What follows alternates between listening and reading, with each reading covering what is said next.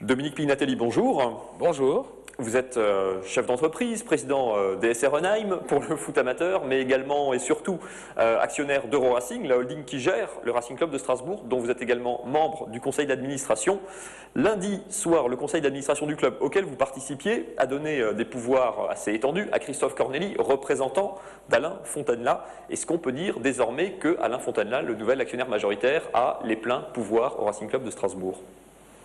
Je crois qu'on peut le dire, oui. Depuis hier soir, il a les pleins pouvoirs qui sont évidemment encadrés par la décision de la DNCG qui a mis sous tutelle le Racing Club de Strasbourg. Donc il ne peut pas recruter à titre onéreux, il peut uniquement vendre ou se séparer de certains joueurs et recruter des joueurs pour la même masse salariale. Il a été toutefois décidé que Christophe Corneli serait encadré par Julien Fournier et plus ou moins le conseil d'administration, on va dire, pour des grandes décisions. Mais de toute façon, dans 15 jours, Alain Fontanella et son équipe auront malheureusement le pouvoir absolu puisqu'ils ont décidé de convoquer une assemblée générale et donc de révoquer le conseil d'administration en place.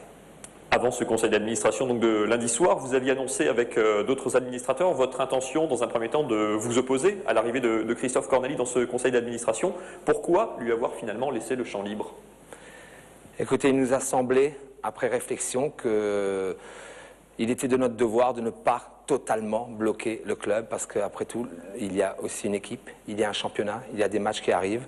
Donc nous avons essayé de faire preuve de responsabilité, nous avons mis l'intérêt supérieur du club au-dessus de tout, et donc nous lui avons simplement délégué le pouvoir, encore une fois, 15 jours avant. Dans 15 jours, il l'aurait eu de toute façon.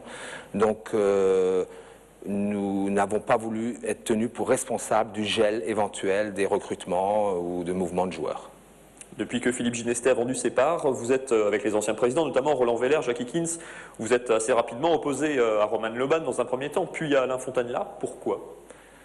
Écoutez, tout d'abord, les actionnaires minoritaires n'ont absolument pas été mis dans la confidence, dans la négociation. Le 4 décembre au matin, on nous a annoncé en Assemblée Générale que Philippe Ginestez a vendu sa participation majoritaire à un Estonien appelé Roman Loban. Ce monsieur Roman Loban n'était évidemment pas là, comme tout le monde le sait. Donc déjà, quelque part, ça me paraît étrange. Mais ce n'est pas tout, puisque ses représentants étaient là, en la personne de monsieur Christophe Corneli, de monsieur Julien Fournier, et également de personnalités autour, comme maître Ralph Isenegger, son frère et quelques autres personnes. Et donc, évidemment, les actionnaires minoritaires avons posé beaucoup de questions à ses représentants et il n'y a eu aucune réponse cohérente. Ce n'était pas une opposition pour une opposition. En réalité, les actionnaires minoritaires voyions même d'un bon œil l'arrivée d'un nouvel actionnaire puisque nous sentions que Philippe Ginestez était démotivé. Et quelques jours plus tard est apparu l'étrange monsieur Fontanella qui est venu en tout et pour tout une seule fois à Strasbourg. Et lorsqu'il est venu, nous l'avons bien évidemment lui aussi assailli de questions. Et il a été lui aussi totalement incohérent sur ses intentions, sur ses moyens. Donc nous avons très vite vu que d'autres personnes visiblement tiraient les ficelles de toute cette mascarade. Sportivement, par exemple, le Racing est relégable actuellement en Ligue 2, donc virtuellement en National. Le marché des transferts s'est ouvert. On est à la moitié du mois de janvier, donc à la moitié des possibilités de mouvement. Vous qui donc avez rencontré Christophe Corneli hier soir, qui est au conseil d'administration, quels sont les projets à court terme de la nouvelle direction ? Malheureusement, il n'y a aucun projet, puisque malgré des demandes réitérées à M. Corneli et à d'autres, en réalité nous n'avons eu que M. Corneli en face de nous, il n'a pas daigné répondre. La seule chose qu'il nous a dit, nous avons d'autres méthodes que les vôtres.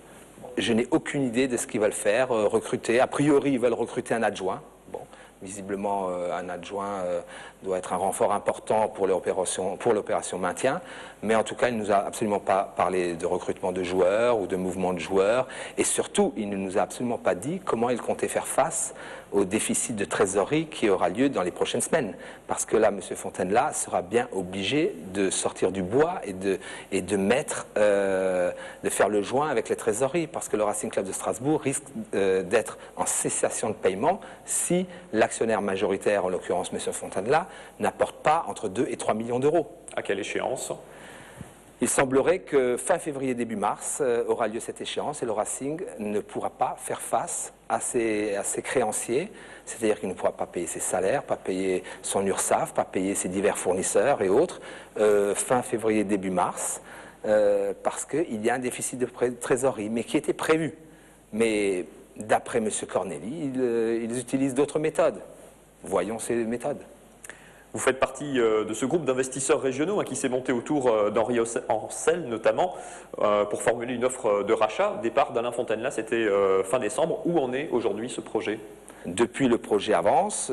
Ce n'est pas évidemment facile de trouver plusieurs millions d'euros, de les mobiliser immédiatement, mais j'ai bon espoir que dans quelques heures, voire dans quelques jours, Henri Ancel annoncera que le projet alsacien de reprise est prêt et donc ils feront une offre à M. Fontaine-là. Je ne pourrai malheureusement pas participer financièrement à cette offre puisque j'ai déjà investi près d'1,5 million d'euros dans cette aventure. Je ne le regrette pas, mais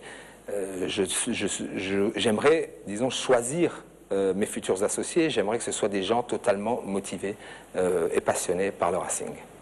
Cette offre, pour qu'elle aboutisse, évidemment, doit rencontrer un vendeur. Est-ce que, est-ce que Alain Fontaine-là est vendeur, à votre connaissance? Malheureusement, il est difficile de parler avec M. Fontaine-là, puisqu'il ne vient jamais à Strasbourg. Il est venu en tout et pour tout une fois. Il ne s'adresse que par communiqué, ou alors il envoie ses porte-paroles, mais ses porte-paroles ne sont pas très bavards non plus, donc il est difficile de savoir s'il veut vraiment vendre. Mais bon, les jours qui viennent seront importants, et nous verrons si M. Fontaine-là est prêt à venir à Strasbourg afin de rencontrer les supporters qui lui ont d'ailleurs demandé hier soir solennellement et prêt à rencontrer les actionnaires minoritaires pour se mettre enfin autour d'une table et enfin parler de l'intérêt supérieur du Racing. Si M. Fontaine-là aime tant le Racing comme il le dit, mais qu'il vienne à Strasbourg, qu'on s'assoie autour d'une table et qu'on dialogue enfin. Merci Dominique Pignatelli.